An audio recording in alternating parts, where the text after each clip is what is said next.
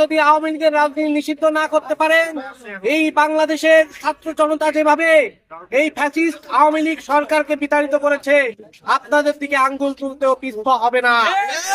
আমরা বলে দিতে চাই, আওয়ামী লীগ সচিবালয়ে আছে, আওয়ামী লীগ পুলিশ প্রশাসনে আছে, আওয়ামী লীগ বিচার বিভাগে আছে, আওয়ামী লীগ সেনাবাহিনীতে আছে।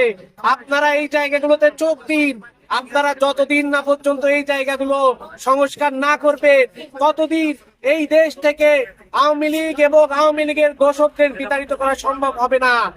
তাই আমরা আজকের মিছিল পরবর্তী সমাবেশ থেকে বলতে চাই, আপনারা দ্রুত সময়ের মধ্যে পুলিশ প্রশাসন এবং বিচার বিভাগ সচিবালয় থেকে আওয়ামী লীগের যে দোষররা আছে তাদেরকে অপসারণ করতে হবে এবং আওয়ামী লীগকে এই দেশের মাটিতে রাজনীতি করতে দেয়া যাবে না।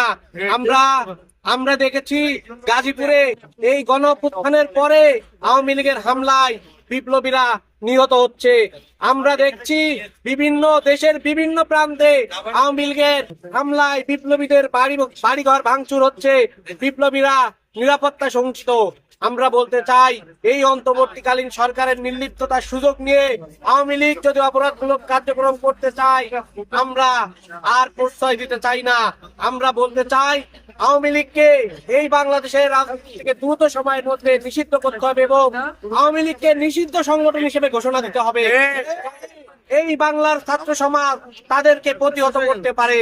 আমরা অন্তর্বর্তীকালীন সরকারের কাছে উদাত্ত আহ্বান জানাই, আপনারা যদি গণঅভ্যুত্থানের স্পিরিট ধারণ করে থাকেন, আপনারা যদি এই হাজারের বেশি নিহত এবং হাজার হাজার আহতের রক্তের সাথে বেইমানি না করেন, তাহলে আওয়ামী লীগের রাজনীতি নিষিদ্ধ করেন।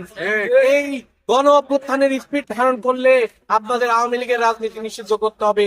অন্যথায় এই 36 দিনে আওয়ামী লীগ ফ্যাসিস্ট সরকারের যে সাম্রাজ্য ছাত্র জনতা চুরমার করে ফেলেছে, আপনাদেরকে হঠাতে আমাদের 36 ঘন্টাও সময় লাগবে না।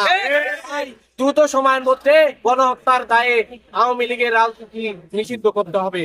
আজকের এই বিক্ষোভ মিছিল পরবর্তী সমাবেশে অংশগ্রহণ করার জন্য জাহাঙ্গীরনগর বিশ্ববিদ্যালয়ের বিভিন্ন রাজনৈতিক, সাংস্কৃতিক, সামাজিক সংগঠন সহ সচেতন শিক্ষার্থীদের ধন্যবাদ জানাচ্ছি।